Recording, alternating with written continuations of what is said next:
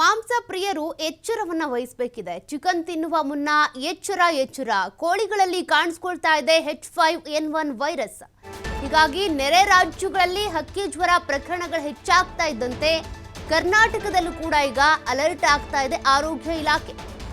ಹೀಗಾಗಿ ನೀವೇನಾದ್ರೂ ಮಾಂಸ ಪ್ರಿಯರಾಗಿದ್ರೆ, ಚಿಕನ್ ಪ್ರಿಯರಾಗಿದ್ರೆ ಈ ಸುದ್ದಿಯನ್ನ ನೋಡಲೇಬೇಕು, ಎಚ್ಚೆತ್ತುಕೊಳ್ಳಲೇಬೇಕು. ಆಂಧ್ರ ಪ್ರದೇಶ, ತೆಲಂಗಾಣ, ಮಹಾರಾಷ್ಟ್ರದಲ್ಲಿ ಪ್ರಕರಣಗಳ ಸಂಖ್ಯೆ ಹೆಚ್ಚಾಗ್ತಾ ಇದೆ. ಹಕ್ಕಿ ಜ್ವರ ಕೇಸಸ್ ಏನಿದಾವೆ ದಿನೇ ರೈಸ್ ಆಗ್ತಿವೆ.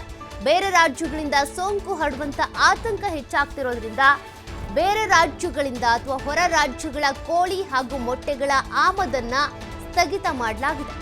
ಅಲ್ಲಿಂದ ಹಕ್ಕಿ ಜ್ವರ ಕೂಡ ಇಲ್ಲಿಗೆ ರವಾನೆ ಆಗಬಹುದು ಅನ್ನುವಂಥ ಕಾರಣಕ್ಕೆ ತೆಲಂಗಾಣದಲ್ಲಿ H5N1 ವೈರಸ್ನಿಂದ ಕೋಳಿಗಳ ಮಾರಣ ಹೋಮವೇ ನಡೀತಾ ಇದೆ.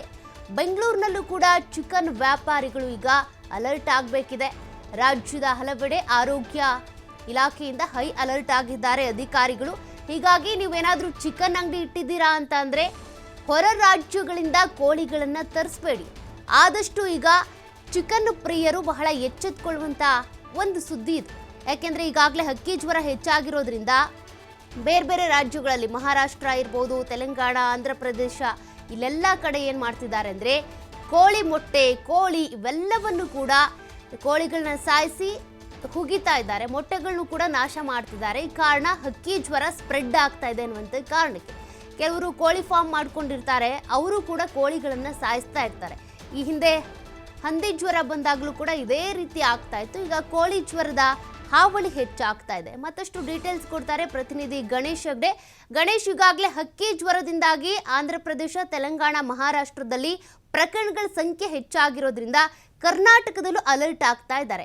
ಸದ್ಯಕ್ಕೆ ಏನೇನು ಕ್ರಮಗಳನ್ನ ತೆಗೆದುಕೊಳ್ತಿದ್ದಾರೆ ಅಂತ?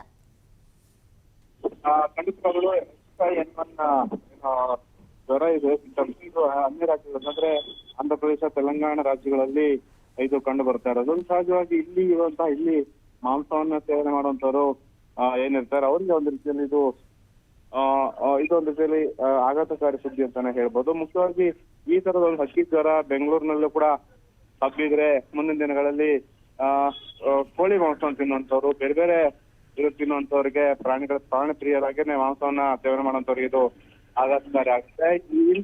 ಈಗಾಗಲೇ ಆಂಧ್ರ ಪ್ರದೇಶ, ತೆಲಂಗಾಣ, ಬೇರೆ ರಾಜ್ಯಗಳಲ್ಲಿ ಈ ಒಂದು ಜ್ವರ ಕಾಣಿಸ್ಕೊಂಡಿರೋದು ಅದು ನಿಧಾನವಾಗಿ ಈ ಸ್ಪ್ರೆಡ್ ಆಗ್ತಾ ಇದೆ ಅನ್ನುವಂತ ಮಾಹಿತಿ ಈಗ ಲಭ್ಯ ಆಗ್ತಾ ಇದೆ. ಆದ್ರೆ ಈ ರಾಜ್ಯದಲ್ಲಿ ಹಾಗೂ ಬೆಂಗಳೂರಿನಲ್ಲಿ ಈ ತರದೊಂದು ಯಾವುದೇ ಪ್ರಕರಣ ಇನ್ನೂ ಕೂಡ ಪತ್ತೆ ಆಗಿಲ್ಲ. ಆದ್ರೆ ಕ್ಲೈಮೇಟ್ ನಿಂದ ಆಗಿರುವಂತ ಸಮಸ್ಯೆಗಳಿದೆ ಅನ್ನುವಂಥದ್ದು ಮೇಲ್ನೋಟಕ್ಕೆ ತಿಳಿದು ಬಂದ್ರು ಕೂಡ ಇದು ಜಾಸ್ತಿ ಸ್ಪ್ರೆಡ್ ಆಗೋದ ರೀತಿಯಲ್ಲಿ ಈಗ ಏನು ಸರ್ಕಾರ ಕೂಡ ಎಚ್ಚೆತ್ತುಕೊಳ್ತಾರೆ. ಅದ್ರ ನಿಟ್ಟಿನಲ್ಲಿ ಸಭೆಗಳು ಕೂಡ ಈಗ ಆಗ್ತಾ ಇರುವಂತದ್ದು.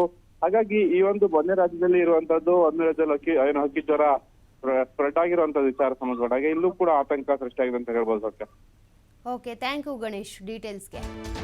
ನೋಡಿ, ಚೀನಾದಿಂದನೇ ಯಾವ ರೀತಿಯಾಗಿ ಕೊರೋನಾ ವೈರಸ್ ಬಂತು ಅಂತ ನೀವು ಗಮನಿಸಿದ್ದೀರಾ. ದೇಶದಿಂದ ದೇಶಕ್ಕೇನೆ ವೈರಸ್ಗಳು ಹರಡುತ್ತೆ. ಅಂಥದ್ರಲ್ಲಿ ನೆರೆ ರಾಜ್ಯ ಆಂಧ್ರ ಪ್ರದೇಶ, ಅದೇ ರೀತಿಯಾಗಿ ತಮಿಳುನಾಡು ಇರ್ಬೋದು, ಮಹಾರಾಷ್ಟ್ರ ಇಲ್ಲೆಲ್ಲ ಕೂಡ ಈಗ ಹಕ್ಕಿ ಜ್ವರ ಹೆಚ್ಚಾಗ್ತಾ ಇದೆ. ಹಾಗಾಗಿ ಚಿಕನ್ ತಿನ್ನುವಂಥವ್ರು, ಬೇರೆ ಮಾಂಸಗಳನ್ನ ತಿನ್ನುವಂಥವ್ರು ಆದಷ್ಟು ಎಚ್ಚರಿಕೆಯನ್ನು ವಹಿಸಬೇಕಿದೆ.